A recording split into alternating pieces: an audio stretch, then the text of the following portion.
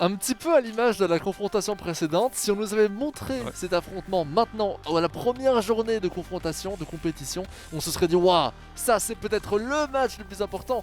Ici, bah peut-être un petit peu moins, mais malgré tout, on joue le top 1 du côté de Saint-Tron et on jouait peut-être encore le top 8 du côté de Genk. Ouais, mais quand tu vois, justement, l'année dernière, bah, c'était au final le premier et le deuxième de la phase Ah oui, régulière, et bah ici c'est le premier contre 11e, donc il y a quand même un constat clairement différent. c'est ça qui est absolument incroyable, c'est que, et c'est pour ça que j'insistais beaucoup sur le côté, voilà, si c'était un match de début de compétition, on serait totalement fou, et on serait en train de crier même pour vous dire à quel point ce match serait important.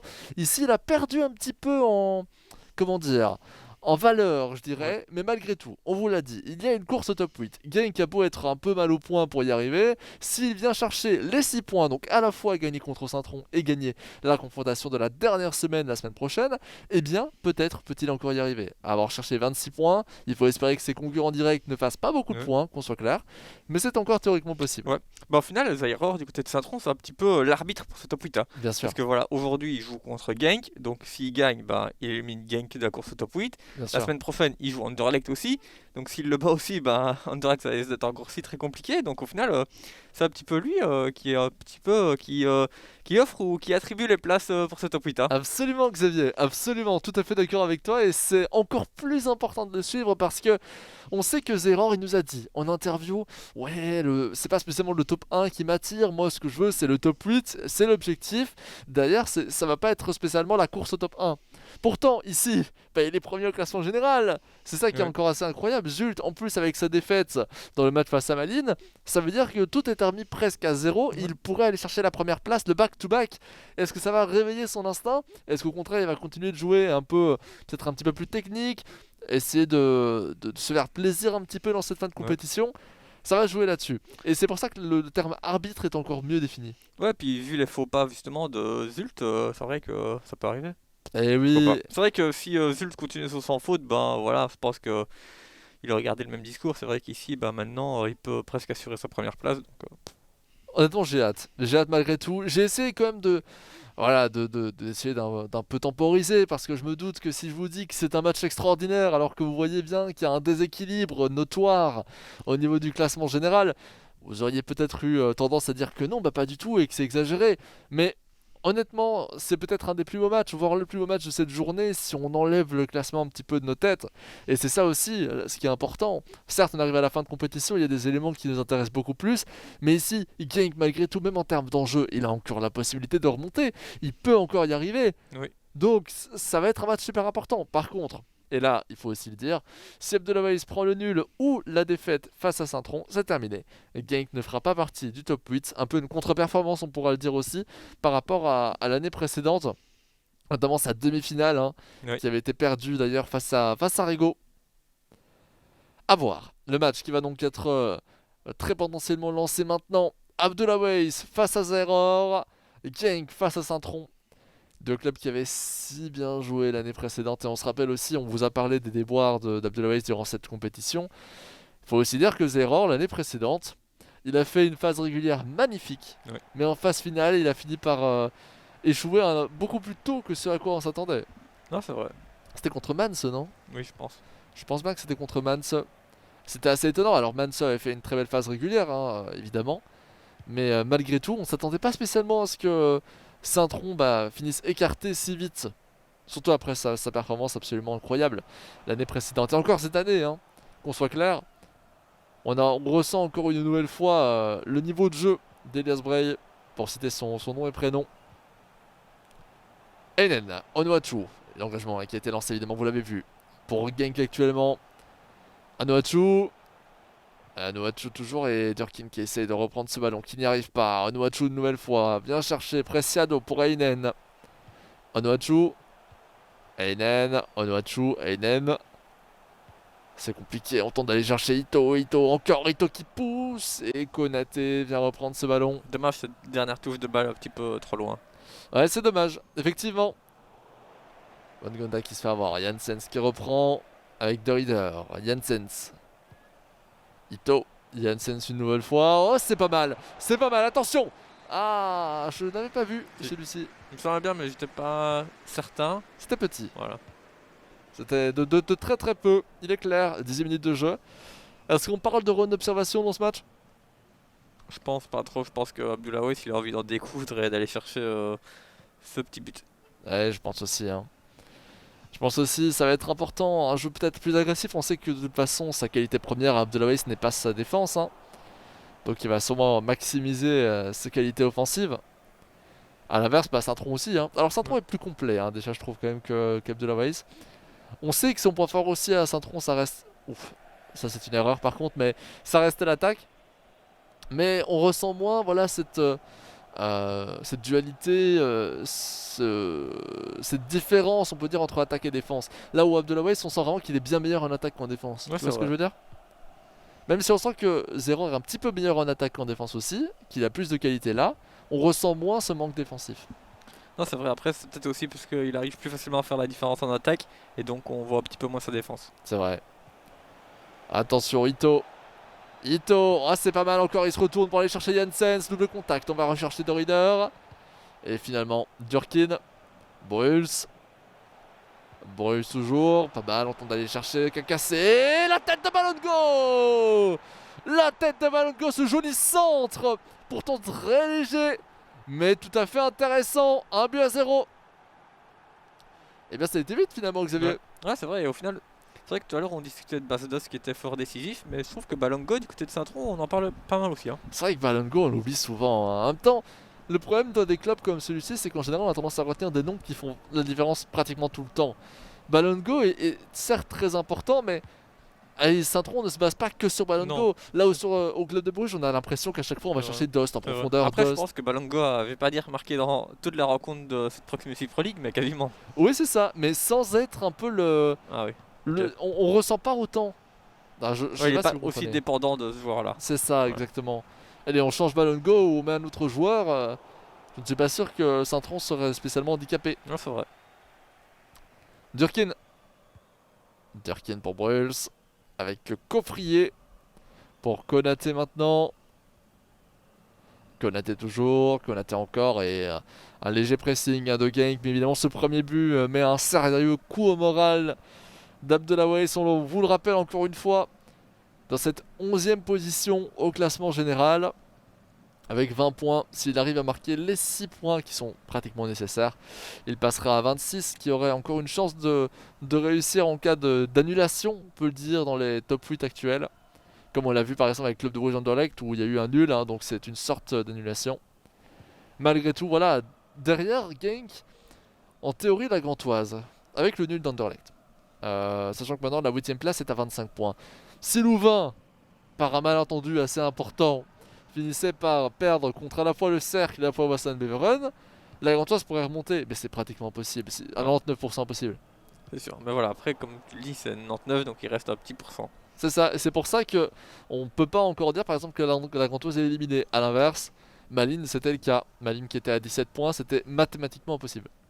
Voilà. Et justement, Gand, il va jouer contre le Sporting de Charleroi, ce sera pas un match évident non plus. Hein. Bah, il n'y a plus vraiment de match évident non plus, Voilà. hein. Clairement, il y a eu quelques matchs un peu plus simples durant cette dernière journée de compétition qui nous ont permis de remonter un petit peu, mais même dans cela, il n'a pas réussi à tirer son épingle. Preciado avec Torsvet. On va chercher Onuachu toujours, il peut pas se retourner, l'enchaînement avec le petit râteau, Limombe, Onuachu, double contact, Limombe. Encore une fois un râteau et Enen qui est sollicité avec Torsvet, Ito. On peut lancer cette profondeur pour Onuachu. Le tir d'Onuachu. C'était pas mal du tout. Oh, penalty. Je vois la tête de J'ai Coffrier. la pression, j'ai la pression. Oh attention, penalty. Penalty concédé par Maximiliano Coffrier. Oh, attention. Oh, je veux revoir cette action.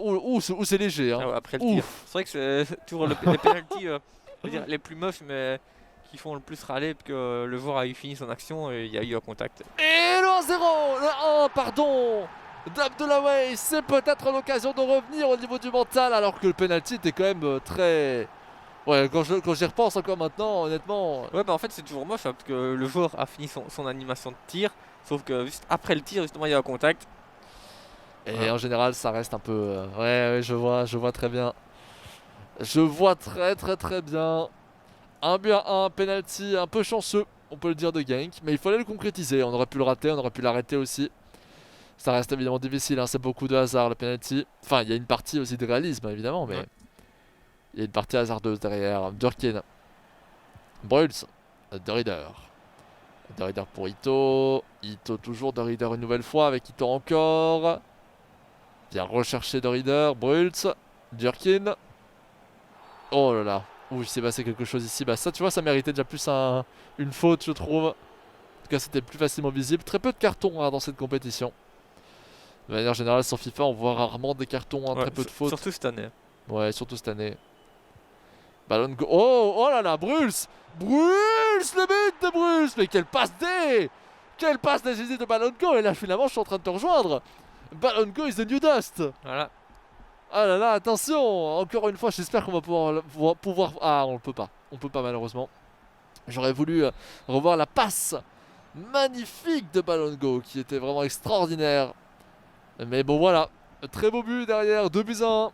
Ça rattrape un petit peu le penalty malchanceux. Et ça reste mérité, hein. On sent un Saint-Tron au-dessus d'Abdelaziz pour l'instant dans cette confrontation. De peu, certes, hein, mais voilà, ça se répercute sur le score. Hein. Oui, exactement. Ito, plus de réalisme, plus de concrétisation dans Ouais. les occasions proposées. Ouais, même si Abdoulaye ne fait pas un mauvais match, hein, mais c'est peut-être un petit peu insuffisant. Racing Gang donc mené dans cette confrontation. Tu penses que ça va changer? Voilà, on voit 2 tirs à 2. Hein. Donc il n'y a eu que 2 tirs de but, mais à chaque fois c'était cohérent, hein, les buts qui ont été marqués par Saint-Tron. Est-ce que tu penses vraiment qu'on va réussir à remonter? Ou même, c'est pas remonter qu'il faut, c'est finir par l'emporter. Donc J'ai un doute. pour Et moi, toi? ça va s'aggraver. Et là, on voit la formation ultra-offensive qui est, eh bien, qui est en train Ouais. d'être Mais en soi, il a raison. mise. Il doit faire un résultat, donc si t'essayes pas de revenir tout de suite et que t'attends la dernière minute parce que t'as un petit peu peur de prendre plusieurs goals, c'est pas forcément la bonne attitude à avoir. Bien sûr, tout à fait. 2 buts à 1, en tout cas 45e minute de jeu. Après la fin de cette première mi-temps, au niveau du classement général, qu'est-ce que ça implique? Saint-Tron passerait à 40 points, 5 points d'avance sur Zult. Ça veut dire par extension que en cas de victoire de Saint-Tron et en cas de défaite de Zulte Waregem durant son prochain match qui a été postposé, je vous le rappelle, eh bien Saint-Tron serait officiellement top 1. Oui. Ne pourrait plus être remonté. A l'inverse, évidemment, si Zulte l'emporte et gagne ses 2 matchs, eh bien, il y aura encore une possibilité de remonter. Si Saint-Tron gagne aussi contre Anderlecht durant la confrontation prochaine, il est assuré dans tous les cas de top 1 étant donné sa première place actuelle avec un match égaux par rapport à Geoffrey Mécou. Je vous le rappelle, 37 points pour Saint-Tron, 35 pour Zult, éventuellement 40 à l'issue de ce match. A l'inverse, bah, je vous l'ai dit, hein, mais pour Genk, eh bien, on resterait stabilisé à 20 points, on pourrait viser le 23. 23 actuellement, c'est la 9ème position du classement général, ça va sûrement encore augmenter. Hein. Ah, même 10ème, il y a Moucron à 23 points. Donc il y a sûrement encore des joueurs qui vont aller prendre des points, ne serait-ce qu'un petit point parfois également. Ouais, mais c'est clairement insuffisant quand on sait que l'année dernière il a terminé deuxième juste derrière Saint-Tron. Et quand on voit les récents recrutements de Genk aussi, Oui.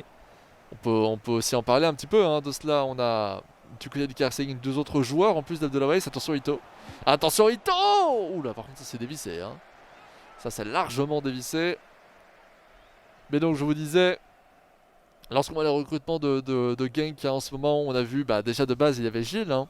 Oui. Gilles Bernard au sein de cet effectif qui a été joué plutôt le Redivisie grâce à un partenariat de la part de Genk. Et maintenant on voit aussi qu'il y a Stéphane Pina, vice-champion du monde il y a 2 ans. Attention, attention encore ici, ballon de go. Et oui, très bien vu de la part de Zerard. La domination, hein, on peut le dire, de Saint-Tron. Et c'est logique, et c'est attendu, et c'était prévisible. C'est vrai. Ça reflète bien au final le classement général. Hein. On a une vraie confrontation entre un premier et un 11e, et c'est cohérent.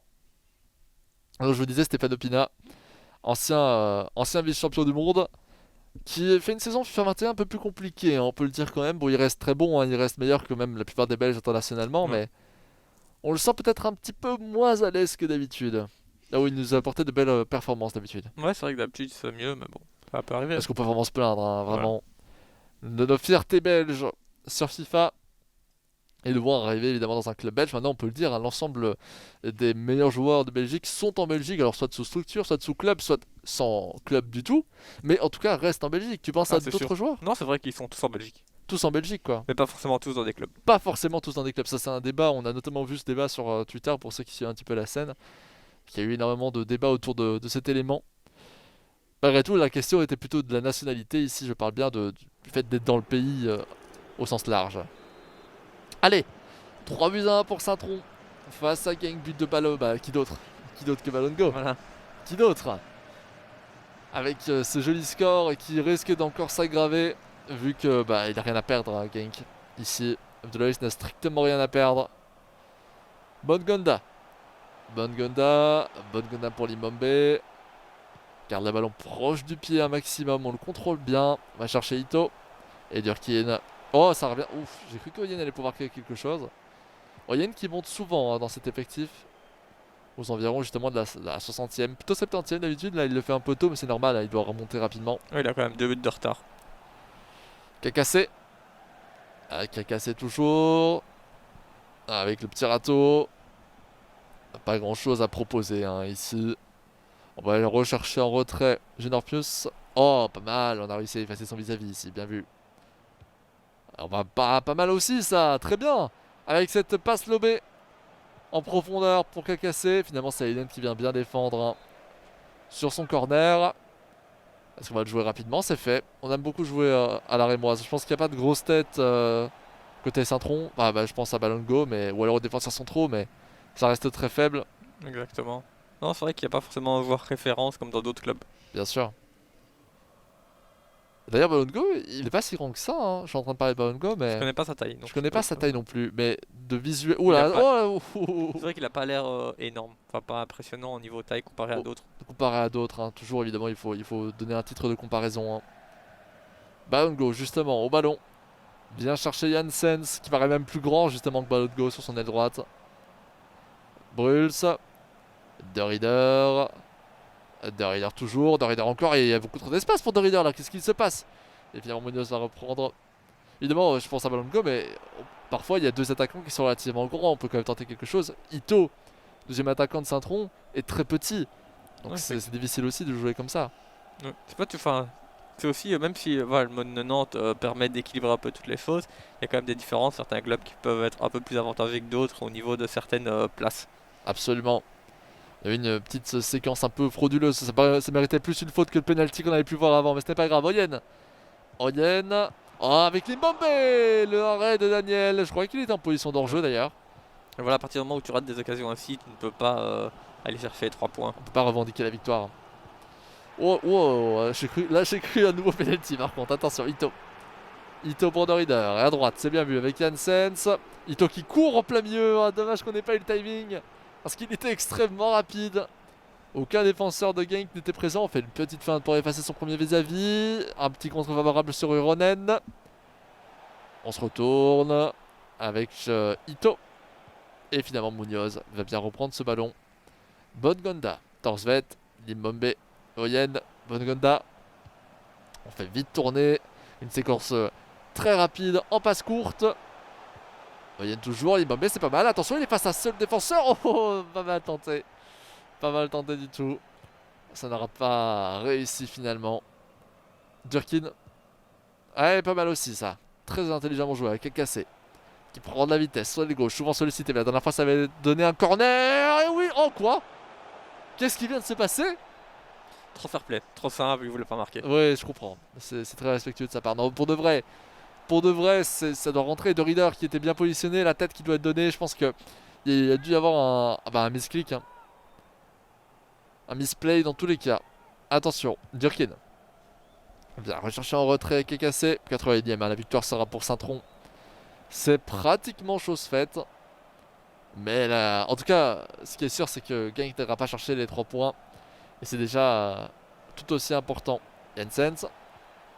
Et on est bien arrêté par Munoz, Balongo, Bruls, Durkin. Durkin toujours, Durkin encore, pas mal avec Balongo ici. On revient vers Bruls, De Rieder. Et à droite, Janssens qui s'est ouvert l'espace. On essaie de changer d'aile progressivement, de faire bouger le bloc défensif de Genk. Factuellement, bah, on a une fin de match un peu morose, hein. Ouais, bah c'est vrai que je pense que tout doucement, Abdoulaye n'y croit plus trop. Et du côté de Saint-Tron, on verra la fin de match. Ouais, on domine, hein, très largement. Avec De Rieder ici qui va pouvoir aller la mettre celle-ci. Le petit râteau, on donne la balle à ballon de goal. La deuxième feinte, incroyable! Quel but, Zeyron! Alors qu'on était tout doucement en train de s'endormir. Incroyable! En plus, on met en avant toute la force de Saint-Tron. Ah, la joie évidemment de Zaïre, quel but incroyable. La feinte juste avant, le râteau pour effacer le gardien de but. Ah, je n'en reviens pas, ça m'a pris le cours. On vous parlait d'un match morose, ben je n'ai plus du tout un match morose. Non, c'est vrai que voilà, Zaïre a répondu aux attentes dans ce match. Exceptionnel. Et attention à la revanche immédiate de Genk. Attention Bonganda, Oyen. Oyen toujours. Oyen encore. Et on va rater ce tir final à la 90e. 91 même. Ah là là, en plus la lutte qui a été faite, la petite pancarte à la fin. Ah, ça fait plaisir seulement au club. Hein. Et oui, la couleur jaune pour le Limbourg, mon cher Xavier. C'est important. L'amour du club aussi de Zaïre. Et bien voilà, ça fait une belle revanche aussi. Non mais c'est bien de voir des petites choses ainsi, comme justement quand il y avait eu Berscott Antwerp ou autre. Ça fait partie du foot. Ça fait partie du football et c'est un véritable plaisir d'avoir pu voir ça. En plus, quel but. Quel but extraordinaire, je n'en reviens pas. Je n'en reviens pas.